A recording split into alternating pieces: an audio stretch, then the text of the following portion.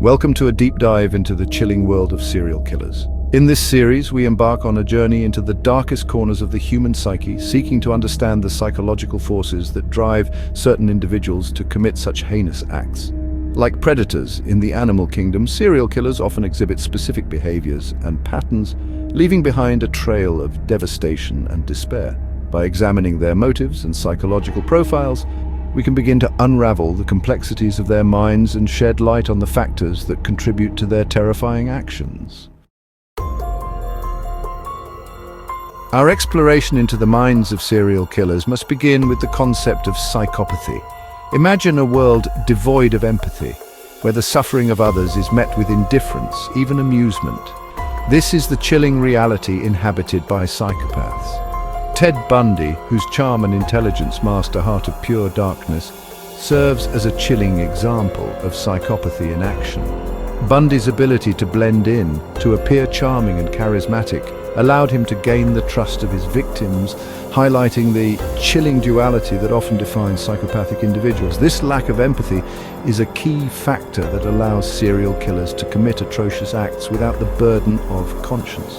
However, it's crucial to remember that not all psychopaths are destined to become serial killers. Psychopathy is a spectrum disorder, and many individuals with psychopathic traits live relatively normal lives. The development of psychopathy is complex and likely influenced by a combination of genetic predispositions and environmental factors. Childhood trauma and abuse are common threads in the minds of serial killers. Early experiences of violence and neglect leave lasting scars. For many, this reality breeds rage and powerlessness. Aileen Wuornos faced abandonment, abuse, and neglect. These traumas fueled her later violence. Childhood trauma distorts worldviews, making violence a coping mechanism. Understanding childhood trauma is crucial in comprehending serial killers. In the twisted psychology of a serial killer, the act of murder transcends mere violence. It becomes a perverse expression of power and control. Driven by deep-seated feelings of inadequacy and a need for dominance, these individuals seek to exert absolute control over their victims. Dennis Rader, better known as the BTK killer, embodies this chilling need for control. For Rader, the act of murder was not simply about taking a life, but about orchestrating every aspect of the event. He meticulously stalked his victims, relishing the fear he instilled, and meticulously documented his crimes. The power dynamic inherent in serial killing provides a sense of agency and mastery that these individuals crave. By holding the power of life and death, they momentarily escape the perceived powerlessness that plagues their psyches. This need for control often manifests in the killer's modus operandi, the specific rituals and patterns they follow. Understanding the role of power and control in the psychology of serial killers is essential to comprehending their motivations. Chapter 4: The Depths of Depravity, Sadism, and the Enjoyment of Suffering. While the desire for power and control is a common thread among serial killers, some individuals descend further into the abyss, driven by a more sinister impulse, sadism. For these individuals, the infliction of pain and suffering is not merely a means to an end, but a source of perverse pleasure and gratification. Jeffrey Dahmer serves as a chilling example of sadism in its most extreme form. Dahmer's desire to possess and control his victims extended beyond death. He engaged in acts of cannibalism and necrophilia. Sadism, a complex psychological phenomenon, is often rooted in a profound sense of inadequacy and a need to compensate for feelings of powerlessness. By inflicting pain on others, sadists experience a sense of control and superiority. For some serial killers, sadistic acts are interwoven with sexual gratification. Understanding the role of sadism in serial killing is crucial for investigators, as it can provide insights into the killer's motivations and potential future behavior. Chapter 5: Ghastly Souvenirs, Trophies, and Rituals. Entering the world of a serial killer often means stepping into a realm where the lines between reality and nightmare blur.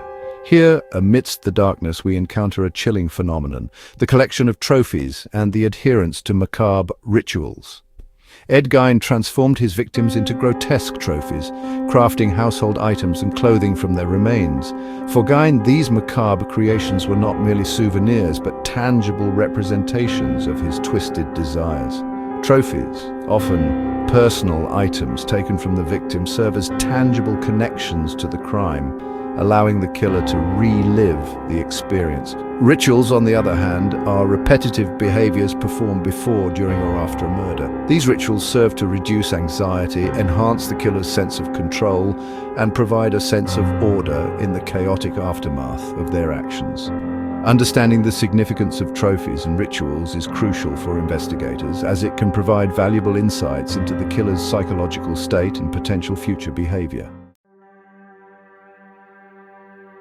Chapter 6. The Power of Imagination, Fantasy and Delusion in Serial Killing. Venturing further into the labyrinthine minds of serial killers, we encounter the potent and often disturbing role of fantasy.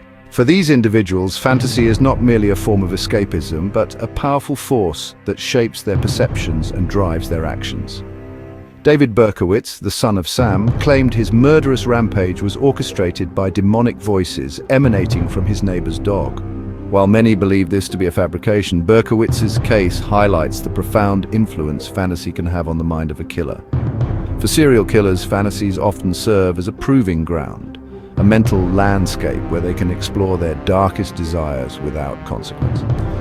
These fantasies can become increasingly elaborate and detailed over time, blurring the line between imagination and reality. In some cases, fantasies can escalate into full-blown delusions, unshakable beliefs that contradict reality. Understanding the role of fantasy is crucial for investigators, as it can provide insights into the killer's motivations and potential future behavior. Chapter 7. Nature versus Nurture. Unraveling the Origins of Violence. As we delve deeper into the minds of serial killers, we inevitably confront one of psychology's most enduring debates: nature versus nurture. Richard Ramirez, the Night Stalker, endured a childhood marred by physical abuse and exposure to extreme violence. Ramirez's case presents a compelling example of the complex interplay between nature and nurture. Some experts believe that certain individuals may be genetically predisposed to violence, possessing biological traits that make them more susceptible to aggression. These traits, combined with environmental factors such as childhood trauma, can create a volatile mix that increases the risk of violent behavior. However, it's crucial to remember that genes are not destiny. While genetics may play a role in shaping an individual's predisposition to violence, environmental factors ultimately determine whether these predispositions are expressed. By acknowledging the contributions of both nature and nurture, we can develop more effective interventions and prevention strategies aimed at addressing the root causes of violence. Chapter 8. A Void of Empathy, the Chilling Detachment of Serial Killers. In the desolate landscape of a serial killer's psyche, we encounter a chilling void where empathy should reside. This lack of empathy allows these individuals to inflict unimaginable suffering without experiencing the pangs of conscience or remorse. Gary Ridgway, the Green River Killer, exemplified this chilling detachment. Ridgway viewed his victims as objects, disposable commodities in his twisted game. Empathy, the ability to understand and share the feelings of others, is essential for forming meaningful connections. For serial killers, this moral compass is often absent or severely impaired. Childhood trauma, particularly emotional neglect and abuse, can severely hinder the development of empathy. Understanding the role of empathy in serial killing is crucial for developing more effective prevention and intervention strategies. Outro: The Darkness Within. Our journey into the minds of serial killers has forced us to confront the darkest aspects of human nature. We've explored the chilling roles of psychopathy, childhood trauma, and the insatiable thirst for power and control that drive these individuals to commit unspeakable acts. Understanding the psychology of serial killers is not about condoning their actions, but about shedding light on the factors that contribute to their creation. By unraveling the complexities of their minds, we can develop more effective interventions, support victims and their families, and ultimately work towards preventing future tragedies. The study of serial killers serves as a stark reminder of the fragility of the human psyche and the potential for darkness that resides within us all. By acknowledging this darkness, we can better understand ourselves and strive to create a world where such atrocities are less likely to occur. Stay tuned for more insights into the